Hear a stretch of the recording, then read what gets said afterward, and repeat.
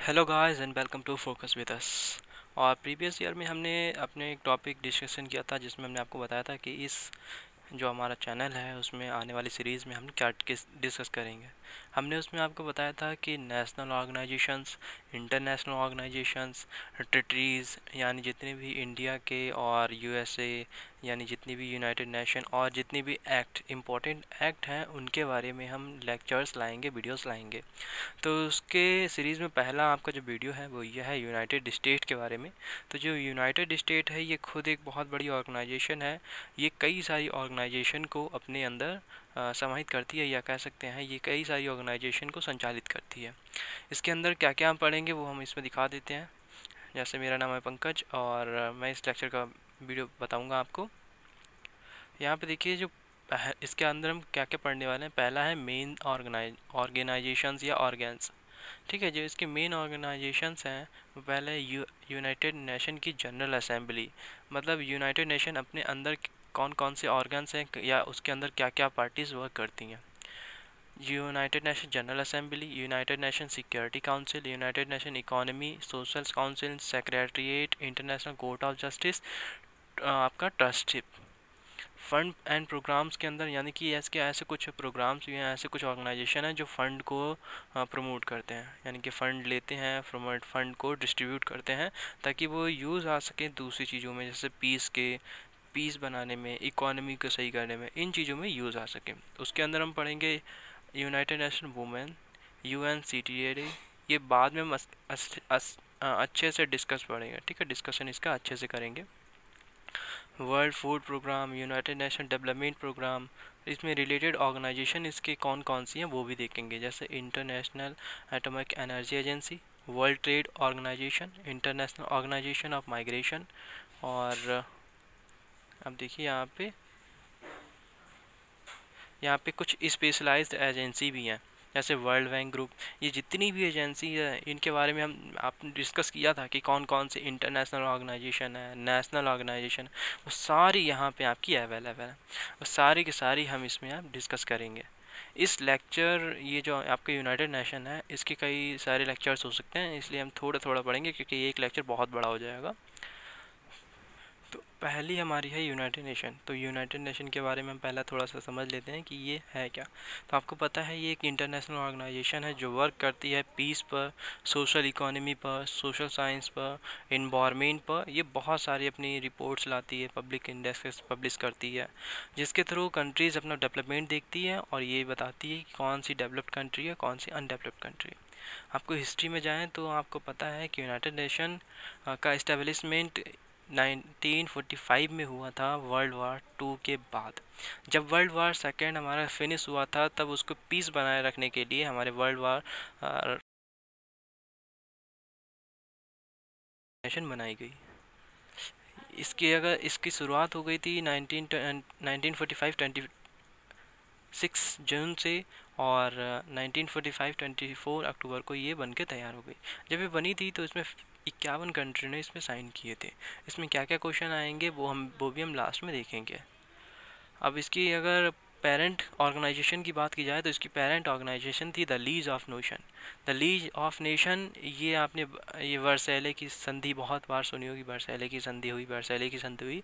तो जो प्रथम विश्व युद्ध हुआ था यानी फर्स्ट वर्ल्ड वार जब हुआ था 1911 से लेकर 1918 तक, तो 1919 में जब ये बनी थी हमारी वर्सैले की संधि, तब ये ऑर्गेनाइजेशन बनी था द लीज ऑफ नेशन। उसी से ये हमारी यूनाइटेड नेशन बनी है। तो पहले हम थोड़ा समझ लेते हैं द लीज ऑफ नेशन क्या था। जैसा कि हमने बता दिया द लीज ऑफ नेशन क्या था। द लीज ऑफ नेशन एक पेरेंट कंपनी थी यूनाइटेड नेशन की। इसमें ये 1919 में बन के तैयार हो गई।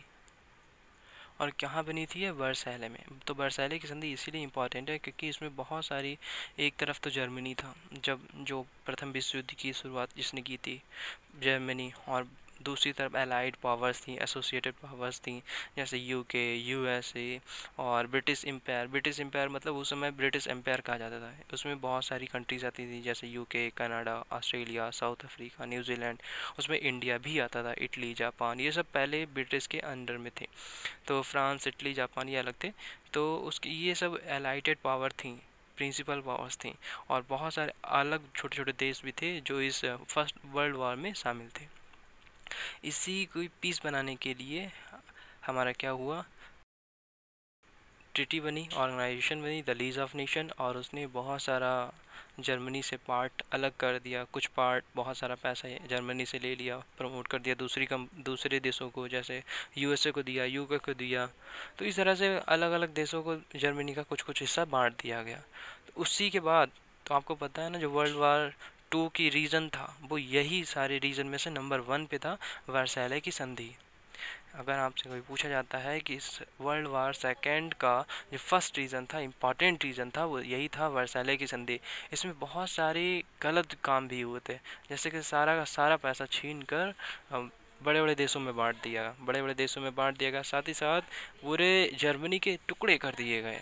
टुकड़े करने का मतलब है कुछ पीस दूसरी कंट्रीज़ को दे दिया गया, कोई हिस्सा छीन कर दूसरी कंट्री को दे दिया, कुछ आइलैंड थे वो भी छीन लिए गए। तो इससे जो आक्रोश पैदा हुआ वहाँ की जनता में आक्रोश पैदा हो गया, और उसी समय उस हिटलर ने जन्म ले लिया, और सेकेंड वर्ल्ड वार इसी की देन मानी जाती है। तो अब आते हैं यूनाइटेड नेशन पे। तो यूनाइटेड नेशन क्या है, इट्स मिशन टू मेंटेन, इसका जो मिशन है पीस को बनाए रखना, सिक्योरिटी को बनाए रखना, फ्रेंडली रिलेशनशिप बनाए रखना, सोशल प्रोग्रेस करना, और इन्वायरमेंट को देखना। ठीक है, ये इसका इम्पॉर्टेंट पार्ट है। इसके हेडक्वार्टर देख लें तो न्यूयॉर्क में है। ऑफिशियल लैंग्वेज जैसे यहाँ पे बोली जाती है Arabic, Chinese, English, French, Spanish, Russian.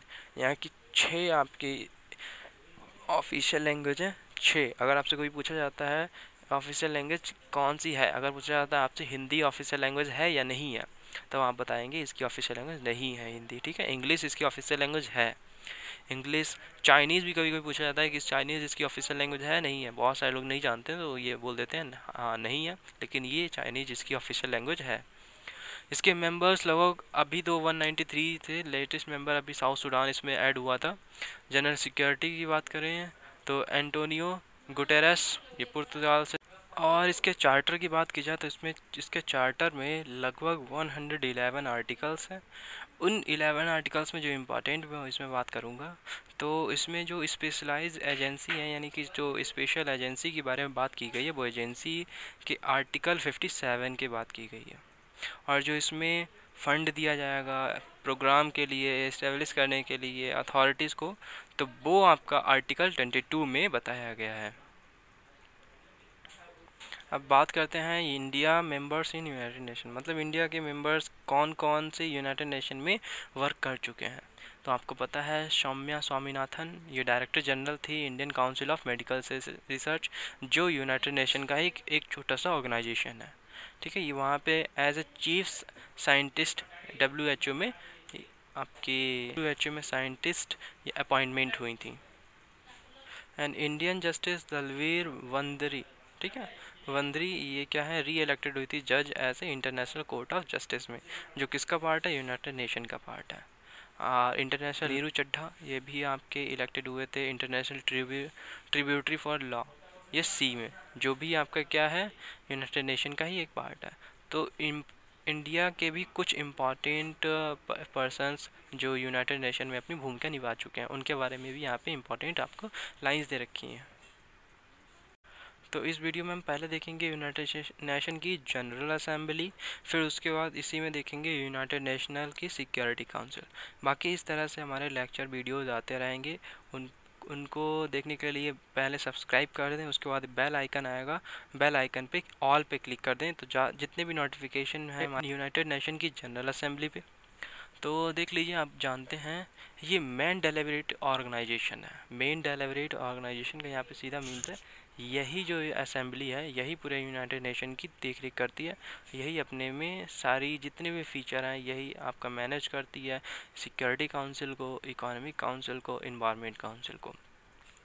और जितने भी मेंबर सिलेक्ट होते हैं उसमें से सबका एक वोट पड़ता है, जैसे यहाँ के प्रेसिडेंट को इलेक्ट करना हुआ, जनरल सेक्रेटरी जनरल का इलेक्शन करना हुआ, तो सभी का वोट इम्पॉर्टेंट होता है, जैसे इंडिया में सभी का मतदान। ठीक है, इसके मेन पॉइंट पे आते हैं। तो जैसे अगर बोला जाए इसके मेन पॉइंट हैं डिबेट करना, मतलब अगर कोई टॉपिक उठा है इकोनॉमी के लेकर, कोई देश अगर गरीब है और यूनाइटेड नेशन का एक पार्ट है और उसमें कोई आपदा आ गई है तो उसकी किस तरह से हेल्प की जाएगी, उसकी किस तरह से मदद, उसको किस तरह से रीडेवलपमेंट किया जाएगा, पीस बनाए रखे जाए, सिक्योरिटी प्रोवाइड की जाए। तो इसके यहाँ के जो मेंबर्स हैं, ठीक है, यूनाइटेड नेशन की जनरल असेंबली है, यही डिस्कशन करती है और डिबेट करके अपनी अपनी थॉट यहाँ पे रखती है। और ये भी माना जाता है कि इसके 4 organisations, United nation assess the financial situation members जो हैं, और यूनाइटेड नेशन का जो बजट पेश करते हैं, और यहाँ के कॉन्ट्रैक्ट रोल, ये सारे यहाँ के इम्पॉर्टेंट मेंबर्स हैं जो इस पूरी असेंबली करते हैं, उसको मेंटेन रखते हैं। इसके सेशन की बात की जाए तो लगभग यहाँ पे हर दिसंबर यानी कि हर साल यहाँ पे एक मीटिंग होना कंपलसरी है। एक मीटिंग होती है और अगर कोई इमरजेंसी है तो 24 आवर्स में ज़रूरी है कि कोई भी ऑर्गेनाइजेशन यानी कि इसकी मीटिंग कर सकें। जैसे मैंने बताया कि सिक्योरिटी काउंसिल ही बताती है कि इसमें सिक्योरिटी जनरल को कौन अपॉइंटमेंट करेगा। सिक्योरिटी जनरल के अलावा भी जैसे इंटरनेशनल कोर्ट ऑफ जस्टिस के लिए जजेस के अपॉइंटमेंट भी यही सिक्योरिटी या असेंबली करती है। इसके मेंबर्स तो हमने बता ही चुके हैं, 190 प्लस से भी ज़्यादा हैं। इसका सूडान था। The assembly president change which each annual session and it's elect by the body itself. जैसे यहाँ पे जो परमानेंट मेंबर्स हैं उनके साथ साथ जो हमारे नॉन परमानेंट मेंबर्स भी यहाँ पे बुलाए जाते हैं ताकि वो ऑब्ज़र्व कर सके यहाँ से कुछ अपना डेटा। और यहाँ पे इनविटेशन दिए जाते हैं उन स्टेट्स को जो काफ़ी डेवलपमेंट कर रहे हैं, जैसे इंडिया के प्रेसिडेंट या आपके इंडिया के प्राइम मिनिस्टर भी कई सारी मीटिंग्स में जाते हैं यूनाइटेड नेशन की। इसका एक बहुत फेमस यूनिवर्सल डिक्लेरेशन है ह्यूमन राइट्स के बाद, जो आया था 1948 में। इसमें 38 आर्टिकल्स थे जो ह्यूमन राइट्स के बारे में बताता है कि ह्यूमन राइट्स के क्या क्या अधिकार होने चाहिए, क्या क्या उनको मिलना चाहिए, जैसे उनको एजुकेशन उनकी फ्री होनी चाहिए। तो इसमें बहुत इंपॉर्टेंट आर्टिकल लिखे हुए हैं, तो ये आपका इम्पॉर्टेंट आर्टिकल है। 30 आर्टिकल्स हैं और ये कब आया था? 1948 में।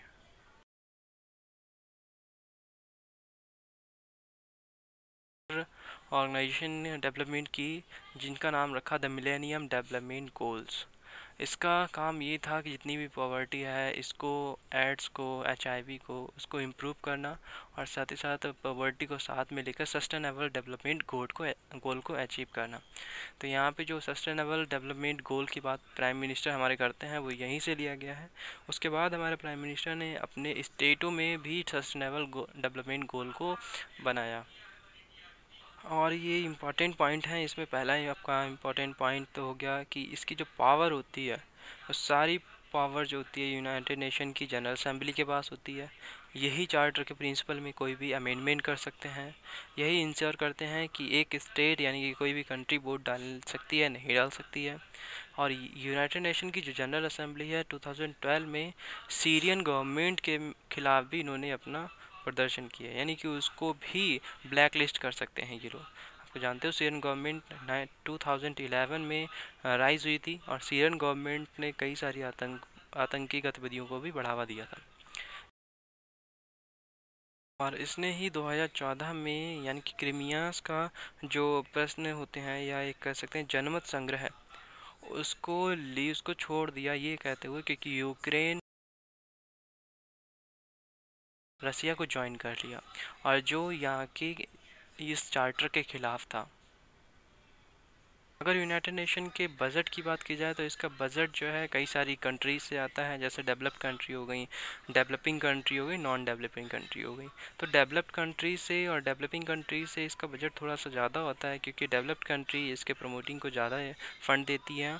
और इसका कुछ इसी तरह से चार्टर में भी इसके दे रखे हैं कि आपकी developed country, developing country, non developing country किस तरह से इसको बजट को फाइनेंस करेंगी, उसको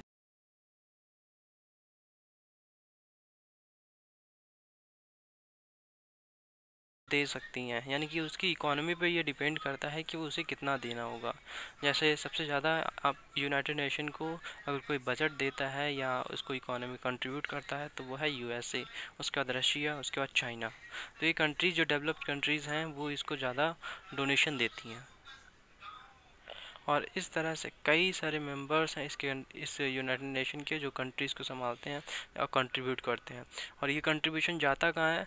जैसे इसकी बहुत छोटी और बड़ी ऑर्गेनाइजेशन है, जैसे इसकी सबसे बड़ी ऑर्गेनाइजेशन है यूनेस्को, WHO, यूनाइटेड नेशन के कुछ प्रोग्राम हैं, फंड हैं, चाइल्ड केयर हैं, हाई कमीशंस हैं जो रिफ्यूजीज़ के लिए चलते हैं, ये UNHCR फॉर रिफ्यूजीज़, और यूनाइटेड नेशन के चिल्ड्रन फंड्स जिसे यूनिसेफ भी कहते हैं। इसके बारे में बाद में डिस्कशन करेंगे। चलते हैं अपने नेक्स्ट पे। Adoption of resolution. United nation का जो रेजोल्यूशन है वो कहाँ से लिया गया? जो हम जनरल असेंबली की बात कर रहे हैं, तो जनरल असेंबली का जो रेजोल्यूशन है वो वोटिंग से उसके जो मेंबर होते हैं वो वोटिंग से होते हैं। ये तो सबसे पहले आपको बताया कि इसके जो मेंबर हैं वो आपके कहाँ से आ सकते हैं? वोटिंग से।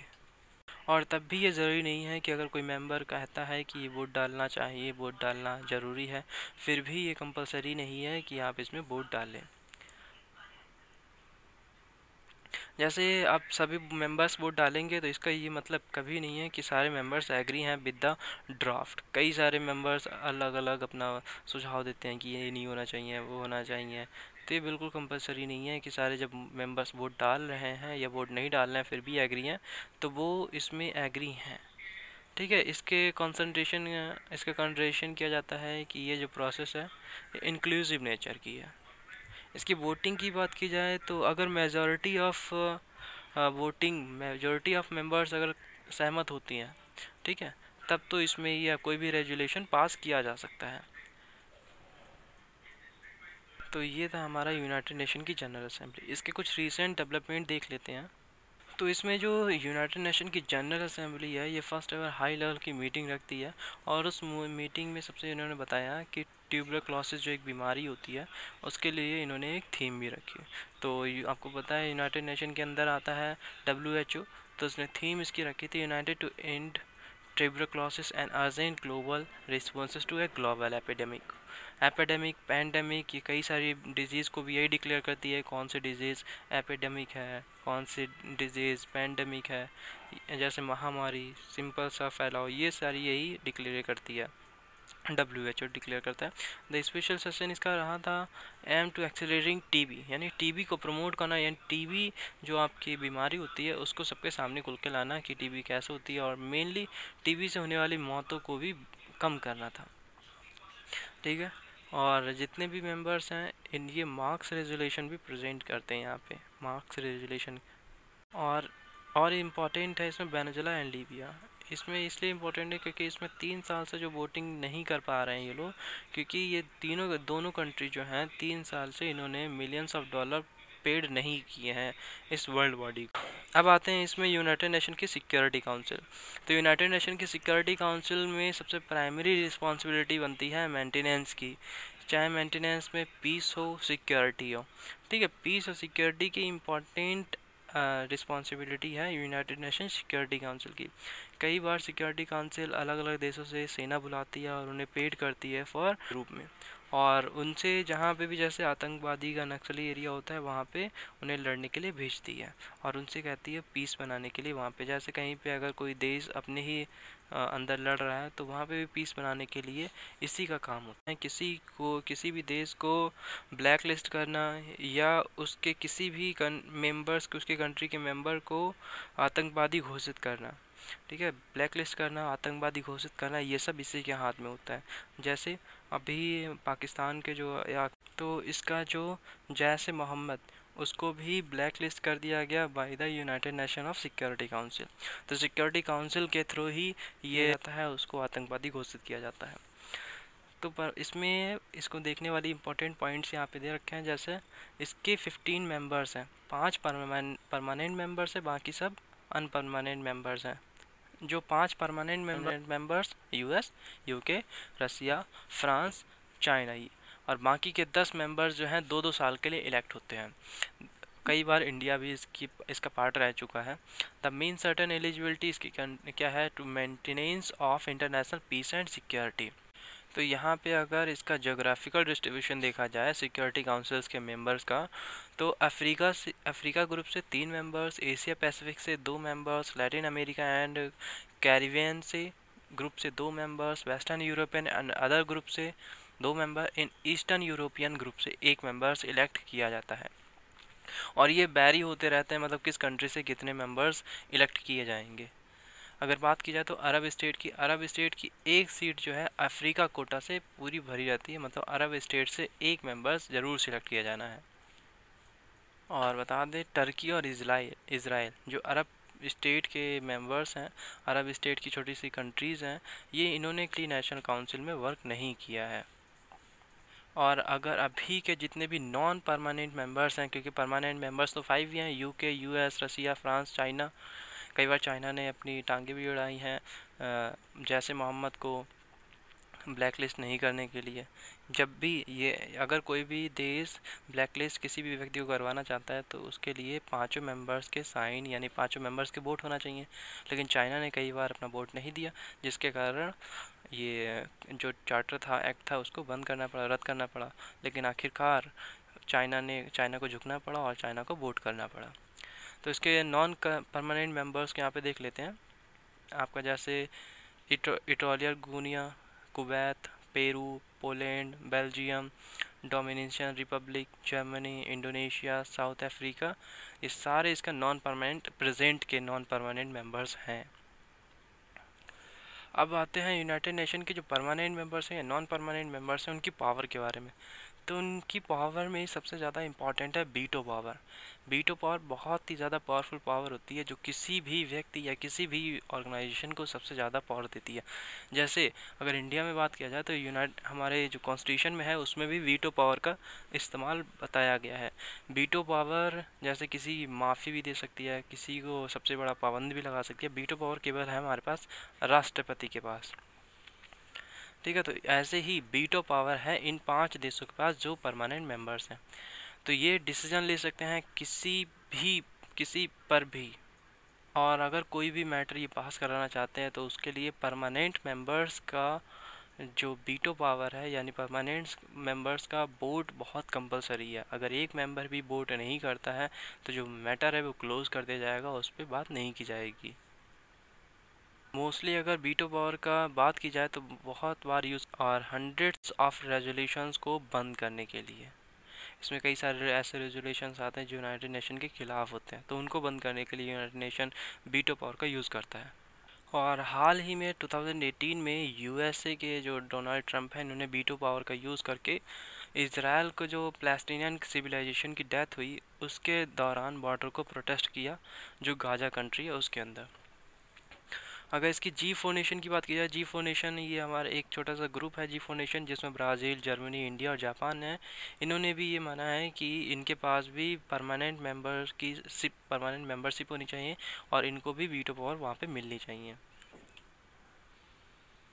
और इसमें इन्होंने प्रपोज़ किया रिफॉर्म इन यूनाइटेड नेशन, यानी यूनाइटेड नेशन को कई बार सुधारने की भी बात की गई है। जैसे सुधारने की बात की गई तो इसमें क्या है इंपॉर्टेंट, पहली है मेंबरशिप इन्होंने माना कि परमानेंट मेंबर और नॉन परमानेंट मेंबर ही क्यों। दूसरा है कि वीटो पावर केवल 5 मेंबर्स के पास ही क्यों है, बाकी के क्यों पास नहीं है। रीजनल रिप्रेजेंटेशन हुआ कि वीटो पावर केवल 5 मेंबर्स ही वहाँ पे क्यों हैं और 5 मेंबर्स के अलावा परमानेंट मेंबर ज़्यादा क्यों नहीं हो सकते। जो रीजनल रिप्रेजेंटेशन है वो भी यहाँ पे इम्पोर्टेंट मानी गई है।